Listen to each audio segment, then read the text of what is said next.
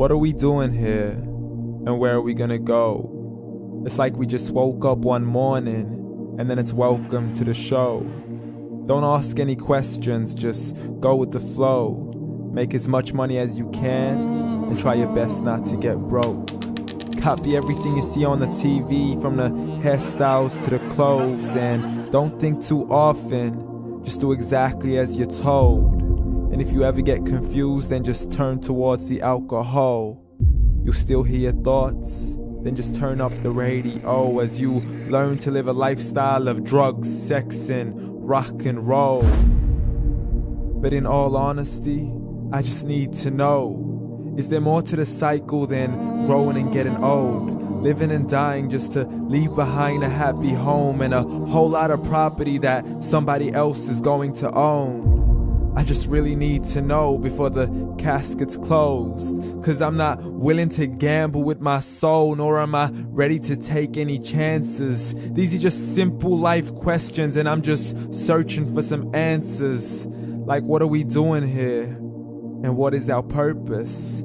How did we get here, and who made us so perfect? And what happens once we go, or is this world all really worth it? Questions we don't answer because apparently we don't really have to. There's no purpose to this life and our existence is merely natural. Then in that case, please let me ask you, did you create yourself, or was it somebody else who had fashioned you? 'Cause you're a being that's impeccable, faultless and unparalleled. You're a product of supreme intelligence, and I'm merely being rational. For there isn't a camera on this earth that can come close to the human eye, nor a computer that can compete alongside the human mind. And if the whole world was to come together, we wouldn't be able to create a single fly. So many signs, yet we still deny. As science tries to justify that all this could come from none, when it's a simple sum. 0 plus 0 plus 0 cannot possibly ever give you 1. So from where did all this order come? For everything has its origins, a maker, a creator of its own. I mean, the only reason you're watching this video is because somebody had to press upload. So we can believe in the Big Bang, but I'd rather believe in He who caused it to explode. Allah, the creator of everything along with every single soul. The ever-living, the master, the only one who is in control. Unlike his creation, beyond our imagination. And no, he's not a man, nor does he have any partners in association. He's on his own. And no, he did not ever leave us alone. Just like every manufacturer, he left us with an instruction manual. The Quran and Islam, and I'm sorry to jump to conclusions, but it's the only one possible. The only definition of God is the one and only supreme being. It's logical, a book with 0 contradictions, with miracles that are both scientific and historical, all revealed over 1400 years ago.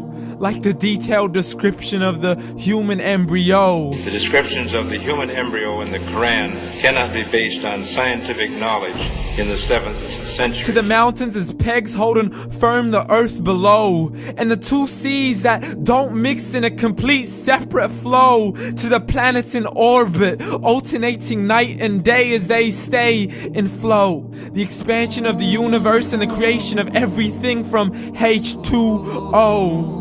To the stories of the past and the preservation of Pharaoh. To identifying the lowest point in the land where Persia defeated Rome. The gushing fluid that created man in the glands between the ribs and the backbone. And not a word has changed, it's still the same. So please explain how all this was known over 1400 years ago. To a man who couldn't read or write as he would recite whatever the angels spoke. And if you still don't believe, please try to come up with something that's even close. But you can't, so we took God as a mockery and his messengers as a joke. Muhammad could not read or write.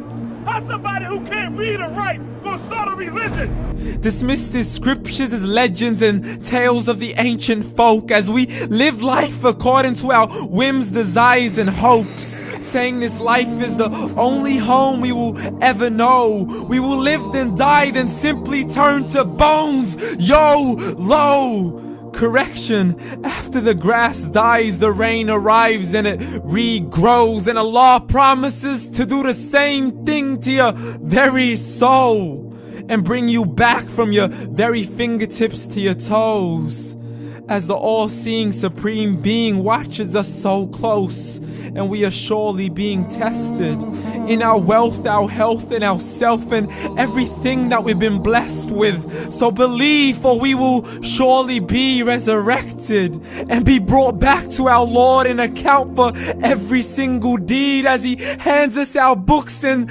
orders us to read.